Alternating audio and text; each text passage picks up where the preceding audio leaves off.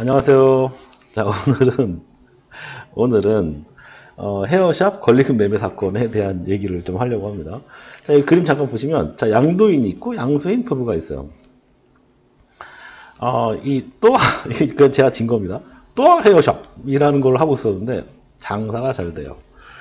뭐, 장사가 잘 되면은, 당연히 뭐, 권리금이라는 게 있죠. 영업상의 뭐, 이점이라는 게 있으니까.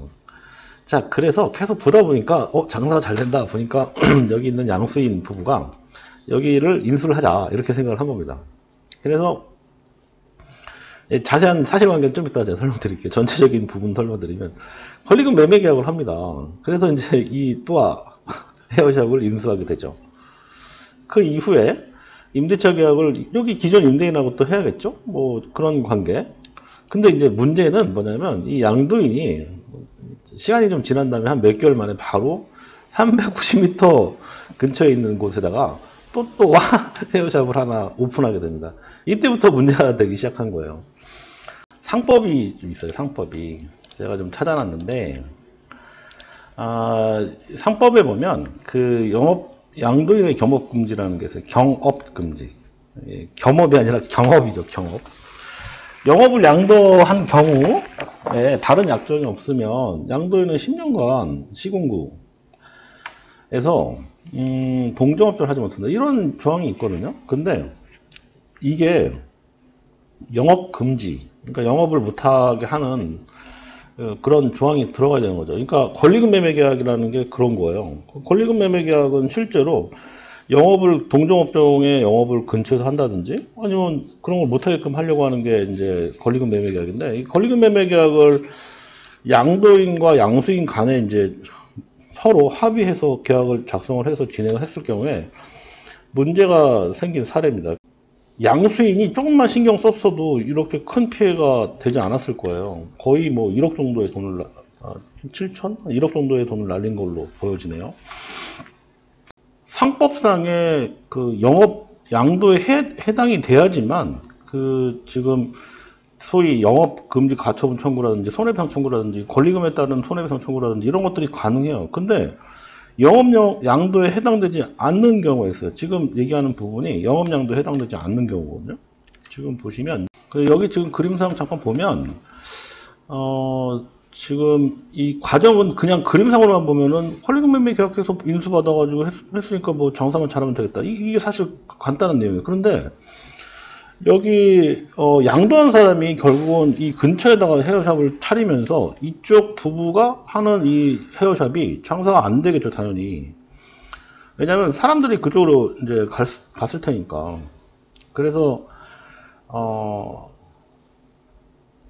특약을 쓸 때 계약상의 특약을 쓸 때 제가 보기엔 지금 경업금지 의무 부분을 쓰지 않았던 것 같아요. 지금 이 해당하는 케이스 같은 경우는 이게 이제 인근에서 동종업종 영업이나 이런 것들을 금지하는 경업금지 의무 조항을 권리금 매매계약서에 쓰지 않았을 가능성이 높다, 이렇게 보여져요. 이게 경업금지 조항이 들어갔으면 이거는 뭐 아까 말씀드렸는데 손해배상 청구도 가능하고 그 다음에 이제 영업금지 가처분 처분도 가능했을 거예요. 근데 그게 안 된 거죠. 이 사건에 대한 내용 간단하게 좀 설명드리면 이겁니다. 자, 이 양도인이 요 상가 임차해가지고 운영을 해오다가 여기 이제 이 양수인 부부가 권리금 7,700만 원을 주고 미용실 비품 시설 일체를 양수했다고 합니다. 그리고 이 양수한 부부는 임대인하고 얼마 있다가 임대차 계약을 했고, 그리고 영업자 변경 신고 후에 같은 상호 계속 사용해서 미용실을 운영을 해왔대요. 그리고 얼마 지나지 않아서 그 양도인이 390m에 떨어진 곳에 개업을 했다. 이게 여기예요. 그래서 이제 이 양수인 부부가 영업손실 5,700만 원, 위자료 2천만 원 합쳐서 7,700만 원에 대한 손해배상 청구 소송을 제기했다. 이렇게 보시면 됩니다. 근데 이게 이제 중간에 대한 설명을 좀 드리겠지만 결론만 먼저 말씀을 드리면, 일단 이 사람이 고용하고 있는 직원들의 근로 승계를 하지 않았어요. 그리고 이 미용 물품에 대한 거래처 인수를 하지 않았다는 것도 이 상법상 영업 양도에 해당되지 않는다고 본 것 같습니다. 법원이. 그래서 이 지금 양도인이 근처에다가 또 헤어샵을 차린 거에 대해서 손해배상 청구를 할 수 없게 되었다. 이렇게 보시면 될 것 같습니다.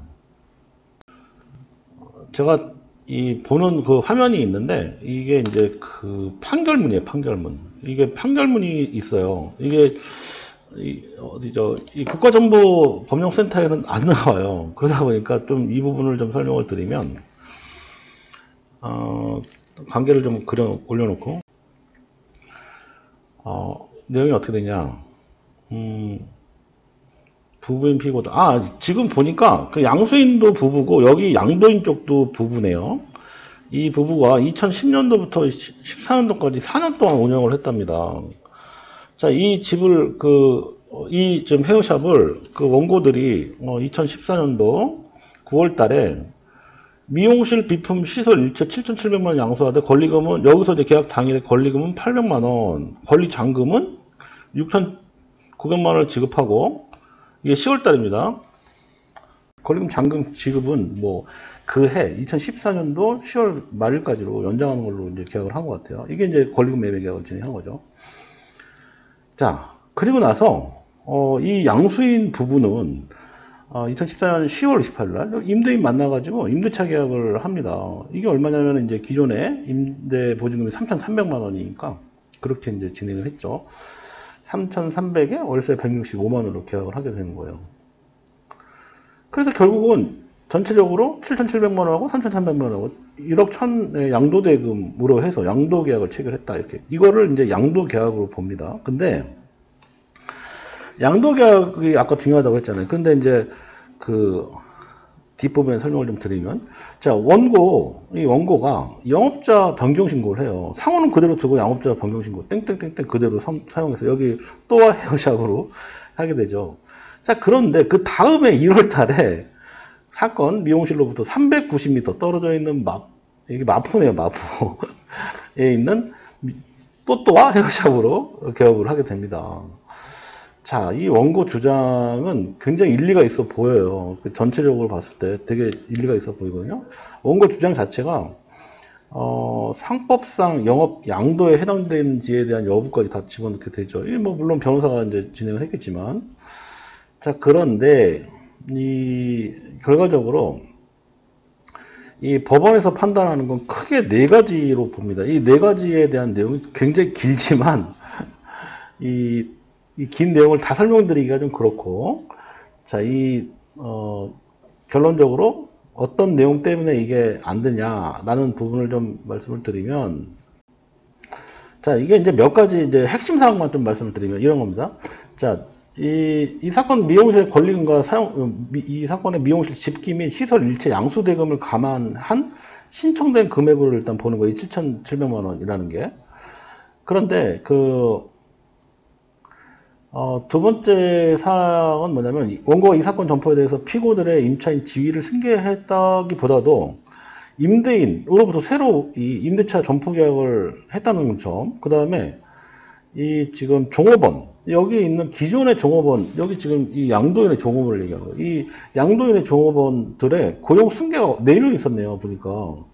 4명이 있었는데, 원고가 피고들의 그 직원들 사이에서 근로관계를 승계한 바가 없다 이거죠. 이거 승계한 바가 없어요. 그러니까, 결국은 이 양도인이 그 직원들 다 데리고 갈 수밖에 없는 상황이 생긴 거네요.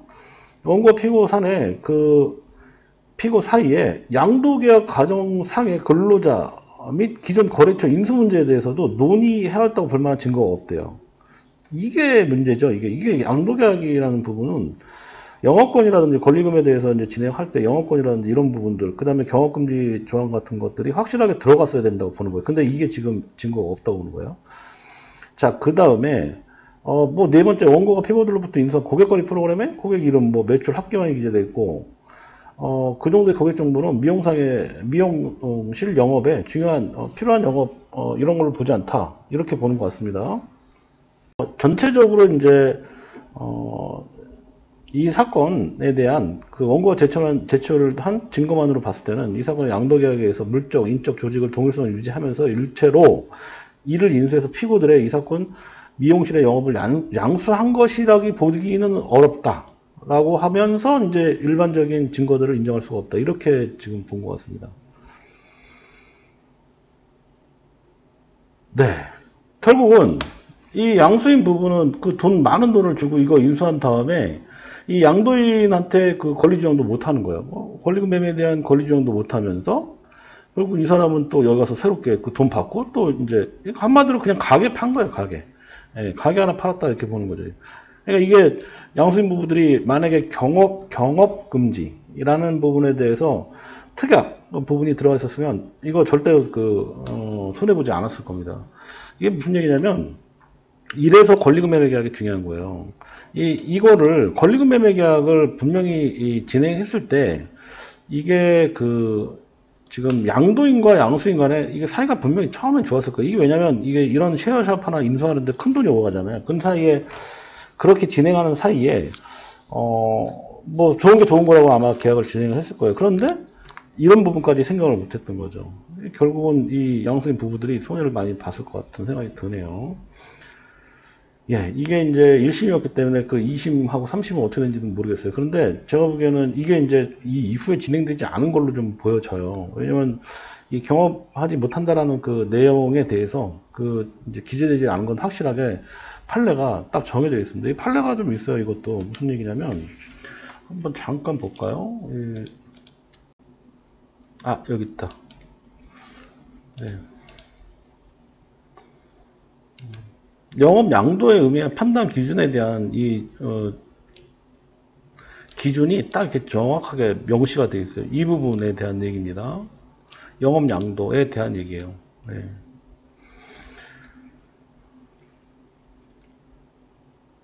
그렇죠. 그러니까 이제 이 영업 양도 이런 거죠. 영업 양도를 하였다기 볼 수 있는지에 대한 여부는 양수인이 유기적으로 조직화된 수익의 원천으로서 기능적 재산을 이전받아서 양도인이 하던 것과 똑같은 영업적인 활동을 그러니까 계속할 수 있다고 볼 수 있는지 여부에 따라서 판단해야 된다.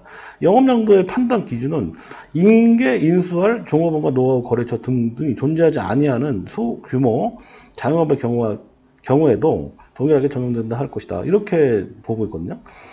자, 그래서 처음에 영업양도를 할 경우에 상법상의 양도인 10년 동안 동일한 시군군에서 동종업종을 하지 못한다는 조항이 있다는 거예요. 그러니까 그 조항에 맞춰서 경업금지 조항을 권리금 매매계약 부분에다 넣었으면 문제가 없었다. 이렇게 보시면 될 것 같아요. 그런데 최종적으로 여기서 이 양수인 간에 아마 직접 거래했을 가능성이 굉장히 높아 보이네요. 제가 보기에는. 그래서 이 부분을 좀 간과해서 큰 소리를 보게 되지 않았을까라는 생각이 듭니다. 오늘은 여기까지 하고요.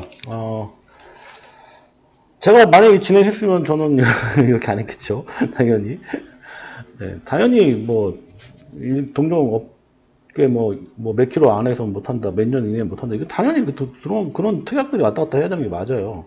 그렇게 안 하면은 이 양수인들이 인수받은 다음에 거기서 장사하는데 손님 다 뺏어갔다고 그러면 장사 되겠어요? 근데 일반적인 사람들은 그 내용에 대해서 잘 모르니까, 그러니까 잘 협의해가지고 아마 계약을 했을 거예요. 근데 그게 이제 현실하고 또 계약은 다른 문제예요. 이런 것들은 하실 때는 분명히 전문가들하고 상담하시고 하는 게 맞습니다. 자, 오늘 여기까지 할게요. 고맙습니다.